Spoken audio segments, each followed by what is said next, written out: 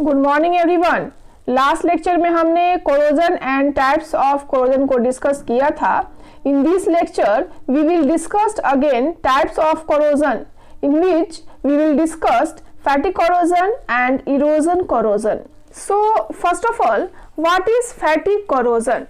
It is a type of corrosion which occurs in components which are subjected to cyclic stresses.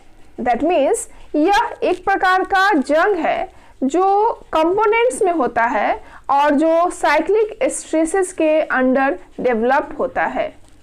Now, fatigue corrosion takes place by the propagation of transcrystalline cracks which occurs on nearly all materials and almost any corrosive liquid under the effect of cyclic stresses. That means यह आमतौर पर ट्रांसक्रिस्टलाइन cracks that is ट्रांसक्रिस्टलाइन दरारों के प्रसार से होता है जो साइक्लिक स्ट्रेसेस के प्रभाव में लगभग सभी मटेरियल्स और लगभग किसी भी कोरोसिव लिक्विड पर होता है। But here what do you mean by transcrystalline cracks? Individual crystals के माध्यम से या उनके बीच या उनके आसपास उपयोग किए जाने वाले विरोध के माध्यम से मेटल्स में फ्रैक्चर्स या क्रैक्स डेवलप्ड होता है। That is transcrystalline cracks across or through individual crystals as opposed to between or around them used of fractures or cracks in metals. So the influence of corrosion on fatigue strength is expressed by a parameter called damage ratio. That is फैटिक strength पर corrosion का प्रभाव damage ratio नामक parameter द्वारा व्यक्त किया जाता है। Now what is damage ratio? The damage ratio is the ratio of corrosion fatigue strength to the normal fatigue strength. That is damage ratio equal to corrosion fatigue strength divided normal fatigue strength. Now for example, the ratio for salt water as a corroding medium is about 0.2 for carbon steels, 0.4 for aluminum alloys and 1.0 for copper. That means for salt water, damage ratio as a corroding medium is about 0.2 for carbon steels, 0.4 for aluminum alloys and 1.0 for copper. Now, the corrosion fatigue may be prevented by avoiding presence of crevices between adjacent parts of the structure, treatment of the corroding medium, etc. That means structure के आसपास के हिस्सों के बीच दरारें, corroding medium के treatment etcetera की presence को avoid करके कोरोजन फैटिग को प्रिवेंट किया जा सकता है, दैट इज रोका जा सकता है। दैट मीन्स स्ट्रक्चर के आसपास के हिस्सों के बीच दरारें, कोरोडिंग मीडियम के ट्रीटमेंट एक्सेट्रा की प्रेजेंस को अवॉइड करके कोरोजन फैटिग को प्रिवेंट किया जा सकता है, दैट इज रोका जा सकता है। And sometimes nitriding of steels is very useful for this purpose. That means कभी-कभी स्टील्स का nitriding that is heat treatment इस पर्पस के लिए बहुत उपयोगी होता है। That is fatigue corrosion is a type of corrosion which occurs in components which are subjected to cyclic stresses. That is, cyclic stresses is the distribution of forces that changes over time in a repetitive fashion. That means cyclic stresses उन forces का distribution है जो समय के साथ repetitive ढंग से change होते हैं। Hence, fatigue corrosion is fatigue in a corrosive environment. That is fatigue corrosion एक कोरोसिव इन्वायरमेंट में फैटिग है। In other words we can defined as fatigue corrosion is the mechanical degradation of a material under the joint action of corrosion and cyclic loading. That is, यह corrosion और cyclic loading की joint action के under एक material का mechanical degradation है, that is, यांत्रिक ह्रास है। And nearly all engineering structures experience some form of alternating stress and are exposed to harmful environments during their service life. That means लगभग सभी engineering structures alternating stresses that means वैकल्पिक तनाव के कुछ रूप का अनुभव करती हैं और उनके सर्विस लाइफ के ड्यूरिंग हार्मफुल वातावरण के संपर्क में होती हैं।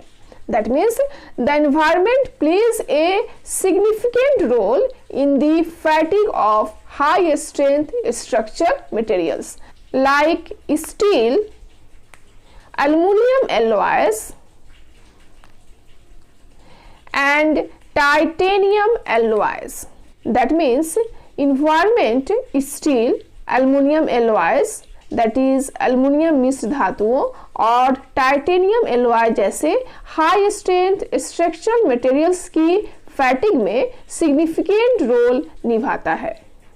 Hence, corrosion fatigue is the result of the combined action of an alternating or cyclic stresses and a corrosive environment. That means, corrosion fatigue एक वैकल्पिक that is alternating और cyclic stresses और एक corrosive environment की combined action का परिणाम है। And fatigue process को protective passive film that is protective निष्क्रिय फिल्म के टूटने का कारण माना जाता है जिस पर जंग को तेज किया जाता है या कह सकते हैं कि जंग तेजी से फैल जाता है। So what is prevention of corrosion fatigue? First one is reducing the fatigue by minimising vibration, that is vibration, and pressure fluctuation, that is pressure fluctuation, that is vibration और प्रेशर में उतार चढ़ाव को कम करके फैटिग को reduce किया जा सकता है। Now second one is reducing the corrosion by using high performance alloys resistant to corrosion fatigue. That is, इसके साथ ही साथ corrosion fatigue के लिए high performance alloys resistant that is प्रतिरोधी उच्च प्रदर्शन मिश्र धातुओं का उपयोग करके जंग को कम किया जा सकता है। That is high performance alloys.